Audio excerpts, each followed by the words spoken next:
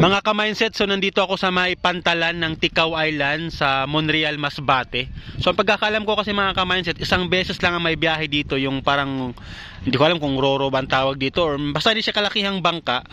So dito, from Ticao to Pilar, merong biyahe. Kasi nung pagpunta ko dito, galing ako sa Pilar to San Jacinto, tapos ayun, nagmotor pa kami papunta dito kasi nga wala nang biyahe wala nang biyahe papuntang Pilar that time ng bus kasi nga gabi na ako nakabiyahe mga ka-mindset. So ito po yun, port of Ticao Island dito sa Monreal, Masbate. So time check, I think nasa around 4 o'clock na mga ka-mindset ng hapon, no?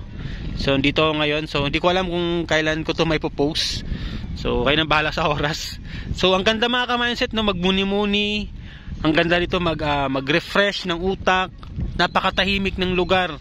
Puro hampas ng hangin, huni ng ibon, napakalinis pa, di ba? Although hindi naman siya kasing sobrang bonggang-bongga, pero at least masasabi natin isa sa pwedeng ipagmamalaki ng dito sa may Ticao Island sa Monreal, Masbate. So maliit lang tong isla mga ka-mindset, no? Actually kaya mo siyang libutin.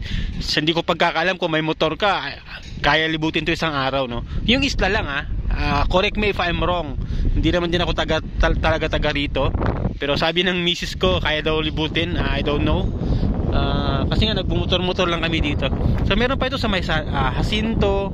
Actually dito Masbate talaga na center ang pagkakalam ko kasi island lang po ito. So isla lang po ito.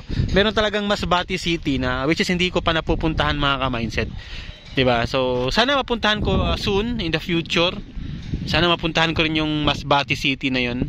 Kasi ito is island lang po ito. Ticao Island dito sa Monreal, Masbate. So ayan, ang ganda po. Napakatahimik, napakapayapa ng dagat, napaka-presko ng hangin, ang ganda ng mga tanawin, di ba? Sabi natin Boracay din ang datingan ng mga beaches dito. Marami po itong mga tagong hiyas mga ka-mindset na hindi ko pa na-explore. Meron silang tinatawag sa may Biton, meron pa silang tinatawag na basta maraming isla dito mga ka-mindset na pwedeng puntahan. Kung meron man kayong time na magbakasyon, try nyo rin yung Masbate mga ka-mindset. Dito sa may Island Ticao, Monreal, Masbate. So yun lang mga ka-mindset, oh.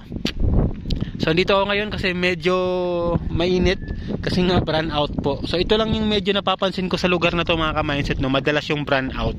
Hindi ko alam kung anong dahilan, di ba? Pero I think nasanay na yung mga residente dito. Pero yun nga, lalo pag gabi na napakainit. So kahit sabihin natin maraming punong kahoy dito, ito talaga yung mga nagiging cost ng isa sa pangunahing problema ng mga mamamayan dito, yung brand out. So panawagan sa sino mang namamahala ng kuryente dito, no, sana man lang bigyan ng magandang serbisyo ang mga Masbateño. Okay, so yun lang mga ka-mindset, no, tour ko lang naman kayo. So once again, mindset is power, mabuhay.